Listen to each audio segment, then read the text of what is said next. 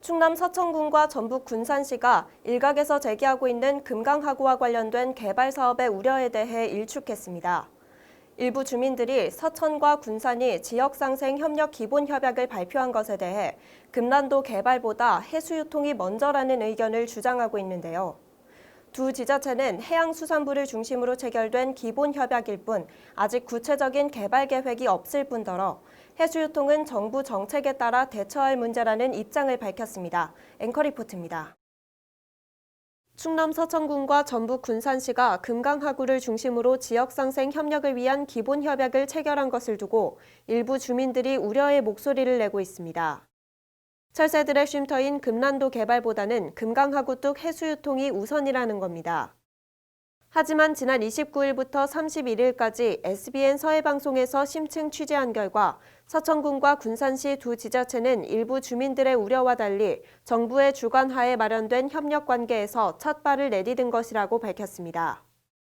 먼저 충남도와 서천군은 해양수산부 주관하에 친환경적인 개발을 추진할 예정이며 구체적인 개발 계획은 수립되지 않았다고 일단락지었습니다.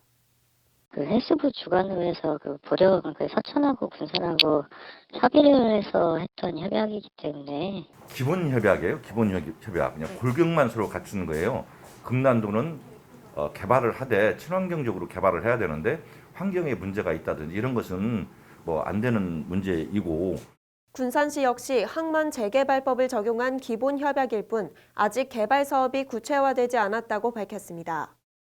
항만 재개발법을 적용해서 개발할 수 있는 여건을 만들어 놓은 것뿐이에요. 어떻게 개발을 하겠다 아직 그런 내용은. 또한 서천군은 내년 상반기 지역상생 협의체를 구성해 환경 문제 등을 긴밀히 협의한다는 방침입니다. 한덕수 기획감사실장은 앞으로 사업 추진에 있어 해수부, 서천군, 군산시 등 관련 기관이 생태계 보호에 각별히 힘쓸 것이라며 내년 상반기에 민관, 학연 등이 참여하는 지역상생 협의체를 구성할 예정이라고 전했습니다.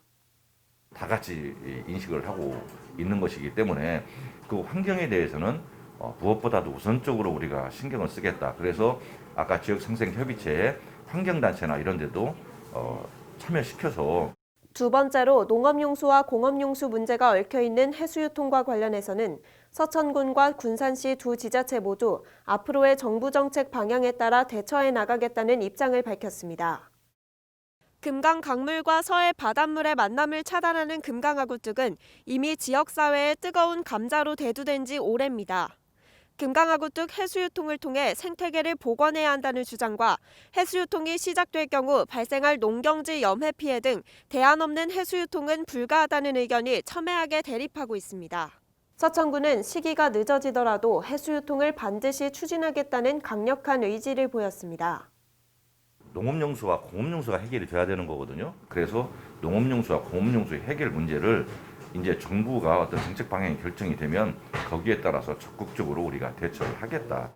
그거는 이제 국가 정책적으로 결정할 사항이지 일 지자체가 물론 건의는 할 수는 있겠죠. 또한 서천군은 명지대의 금강하구 관리 시스템 연구개발 보고와 관련해 일각에서 제기된 문제는 사실이 아니라고 답했습니다.